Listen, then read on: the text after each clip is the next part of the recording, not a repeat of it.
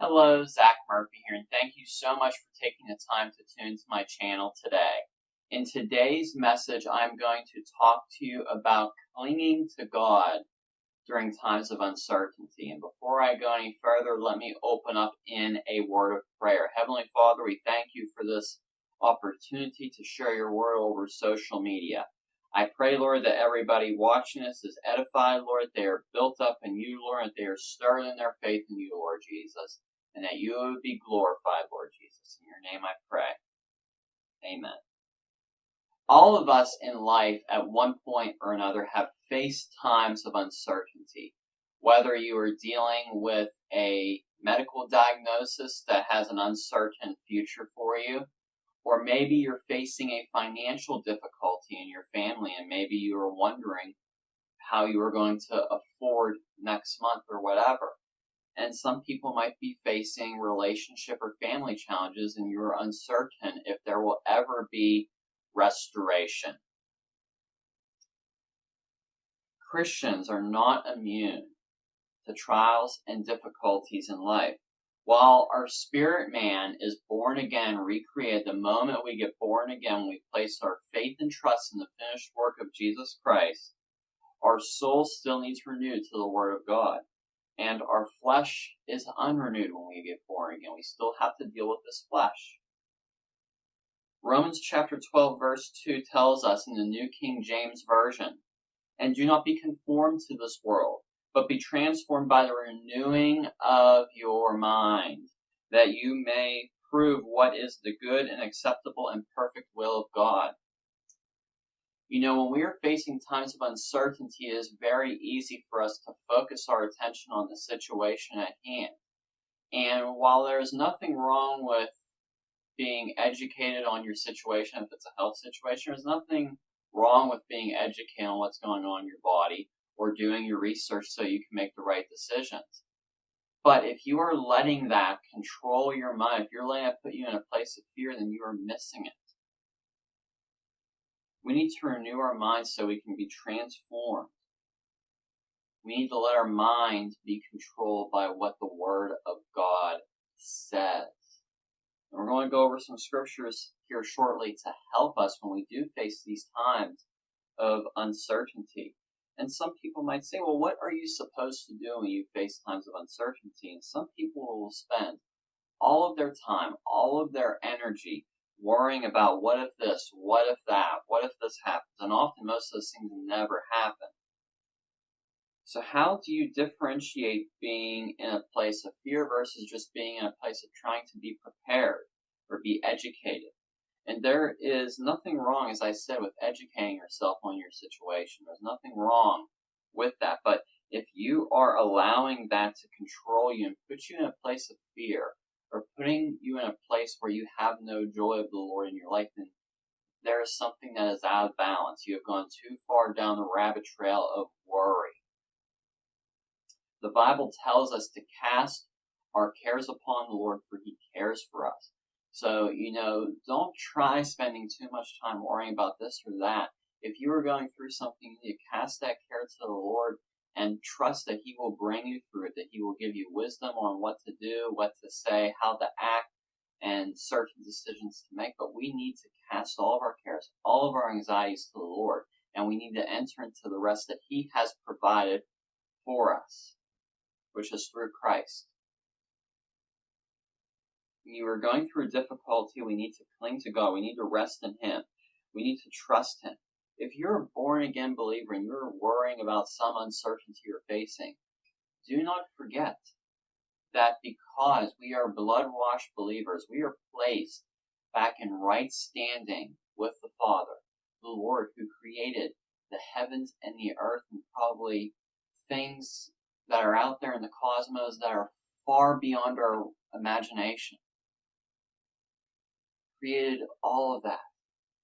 And often believers have a hard time trusting God's plan during times of uncertainty. He created all of this stuff perfectly. And there's people out there try to say, well, evolution or the Big Bang, you can't look at creation and think there is not a person behind that, which is the Lord. He created all of this. There is a designer behind all of creation. And the earth is so precisely placed with the right distance from the sun. If it were any closer, we would not be able to live. It is perfectly placed. And, I don't think that was some freak accident. I think there was a creator behind that, and that is God. There is only one God. And that is the God that is revealed in the Bible. So, we need to realize that we are placed back in right relationship with the Lord through the work of His Son, Jesus Christ, part of the Trinity. So do not worry. Do not worry. You're in the hands of the Lord if you are a believer. You're a child of God. You're a child of the Creator of all this. 2 Timothy chapter 1 verse 7 tells us, "For God gave us a spirit not of fear, but of power and love and self-control." And some translations say a sound mind. So, fear comes from the enemy. Because if God didn't give it to us, it obviously has come from the enemy. Do not allow fear to have a grip on your life. Because if you live your life in constant fear, you'll put yourself in a place of defeat. And you won't be able to fulfill what God has called you to fulfill. And there is a calling on everybody's life, whether or not you have ministry credentials or not. Everybody has a calling on their life for the kingdom of God. We are called for a purpose in the kingdom of God. And we cannot let fear hold us down. In Psalms 95 verse 7 it says, "For He is our God, and we are the people of His pasture, and the sheep of His hand today, if you hear His voice." Proverbs chapter 3 verses 5 to 6 says, "Trust in the Lord with all your heart, and do not cling onto your own understanding. In all your ways acknowledge Him, and He will make straight your paths." Trust in the Lord with all your heart, not just in certain areas of your life, but you need to trust God with all areas of your life. And don't just trust God with the parts of your life that are going easy or the parts of your life that are going difficult. We need to trust God with all the aspects of our life, all the aspects of our inner man. We need to trust God with our mind, will, and emotions, and we need to give those over to the Word of God. When you have thoughts that are impure, maybe they're thoughts of various types of temptations, we need to go to the Word of God, people. We need to go to the Word of God and let that transform our mind, break those strongholds, break those bad thought patterns. And Psalms chapter 112 verse 7 says, "He is not afraid of bad news. His heart is firm, trusting in the Lord." And yes, we have emotions when we receive a bad report or we're going through a difficult time. But we should not be afraid of bad news. We should be trusting in the Lord. We should be firm. And how can we be firm? How can our heart be firm? Well, we need to build ourselves upon the rock, the solid foundation, build our house upon the rock of Jesus Christ. Anything that is not built upon the rock of Jesus Christ will not stand. It needs to be built upon Jesus Christ. So if you are wavering when difficulties come, maybe there's a part of your life that has not been placed on the rock of Jesus Christ, or maybe you need to look at where you have placed your foundation. We need to be so rooted and grounded in the Word of God. And yes, it's good to listen to different sermons and everything like that. I do that in my own personal time, but that's not enough. You need to get in the Word of God for yourself and build that foundation with yourself, with the Lord. You need to allow the Holy Spirit to teach you. There's too many people out there relying on other people to help them place their foundation with the things of God. We need to go into the Word of God for ourselves and allow the Holy Spirit, the teacher who leads us into all truth, to teach us, to equip us so that we can place our faith and trust on Him alone and have our foundation solid. And we need to allow the Holy Spirit to do a work in our lives to uproot things that do not belong. There are things in all of our lives, no matter how long you have been a genuine believer. There are things in all of our lives that need to be uprooted. There needs to be attitudes that need to be uprooted. There's mindsets that need to be uprooted. There are strongholds that need to be uprooted. And I want to say this. Yes, I believe in spiritual warfare in the terms of casting out demons and deliverance ministry. I believe in all that. But there is another aspect where spiritual warfare is also about territory in our mind. Territory in our mind. Our mind is one of the biggest battles for the believer. If your mindset is not correct, if your mindset is in a place of defeat, if your mindset is a place of, well, my sins are forgiven, but I'm still a sinner and I'm just going to keep taking these repentance pills every night.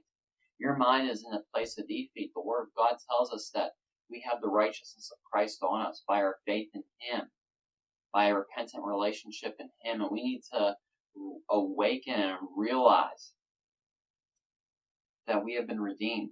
We have been placed off the path of unrighteousness and placed on the path of righteousness. We need to not identify with sin. We need to identify with righteousness. We shouldn't identify with fear. We should identify with a spirit, a mind of power and love and self-control, as 2 Timothy chapter 1 verse 7 tells us.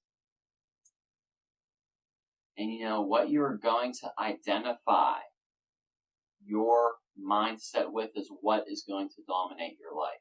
If you're going to set your mind on, well, this is where I am in life and this is where I'm staying, that's all you're going to get. I'm not saying this to be a motivational speaker. I'm just telling you what the Word of God says. And there's a difference between motivational speakers and there's a difference between people that are kingdom-minded. There is a huge difference. And we have to have our mindset on living a life, pursuing God, and fulfilling what He has called us to do, not to build our own kingdom, not to make a name for ourselves in the world, but to build His kingdom and bring glory to Him. There's a lot of people trying to do motivational speaking with twisting scripture and all about how to get you rich real fast. It's not about that at all. It's about building the kingdom of God. It's about building a kingdom of God and pointing the glory to Him, not yourself. And there's a lot of people trapped in that fake prosperity gospel mindset. It's all about glorifying God. So whatever it is you are going through, you need to cling to God.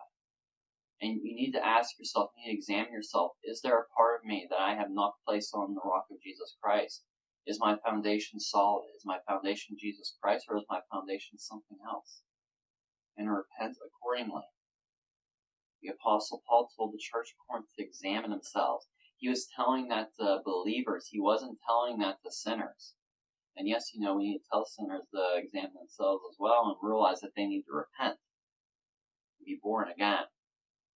But believers are to be examining themselves, and we should be examining ourselves every day. Have we given ourselves to fear? Have we given ourselves to sin? And so forth. We need to live a life where we are totally dependent upon God. That is what the early church did.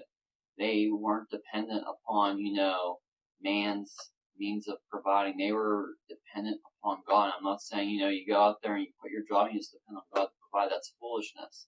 God will provide you jobs. God will provide you means of income. God has blessed people with jobs. He's blessed me in many ways financially. I'm very beyond thankful for that. We need to live a life where we're fully dependent upon God. We need to realize that all things that we have come from God. We need to live from a place of thanksgiving in Him. And doing that and building those habits will allow you to cling to Him and not cling to worry or fear or cling to allowing temptation and yielding to temptation. And that's all I have for this message today. I hope this has been a blessing to you. And let me close in prayer. Heavenly Father, I thank you for this opportunity to share your word over social media. I thank you, Lord, that the people have been edified through us, that they have been stirred in their faith, Lord Jesus. And I pray, Lord, that whatever they are going through in life, Lord, that you help them to cling to you, Lord Jesus. Reveal to them any areas of their life where they have not trusted you, Lord Jesus. Draw them to repentance and draw them to press onward in the faith, Lord Jesus. And whatever needs they have, Lord, I thank you, Lord, that you are meeting them, Lord Jesus. We give you all the praise, glory, and honor. In Jesus' name we pray. Amen. So once again, thank you for watching. God bless you, and have a great week. Okay, and if you would like to learn more about me and check out my other teachings as well as blog posts, you can go to my website, steadfast-ztm.com. I post on there regularly, and you can also subscribe to a newsletter. There is a page there to look at missionaries I would encourage you to donate to as well as other links to other teachers of the Word of God that I personally follow myself, and I'll encourage you to follow as well. And there's some other resources on there for Christian living and studying the Word of God. Additionally, I have a devotional available on the fruits of the Spirit. The print version is currently $7 and the ebook version is $2. I highly encourage you to check that out. It is a very fundamental teaching, and it's very easily laid out for you to understand and apply to your life. Also, I would like to encourage you to pray for CMI Global. I'm a part of that ministry fellowship there. I'm credentialed through them, and CMI Global is a ministry fellowship that helps equip and establish and strengthen the local church. So please join me in praying for leadership as well as provision and blessing for all the other ministers and churches within CMI Global. And the website cmiglobal.info is available for more information, or if you would like to donate to them.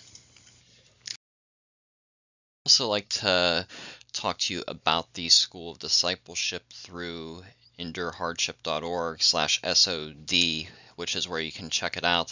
I attended this program, and I'll be a graduate of this 2-year program as of May, at the end of May 2023. If you are looking for sound Christian teaching and discipleship, I highly encourage you to check this program. You can do it from anywhere. They do weekly Zoom meetings for you if you enroll, and the teachings are awesome.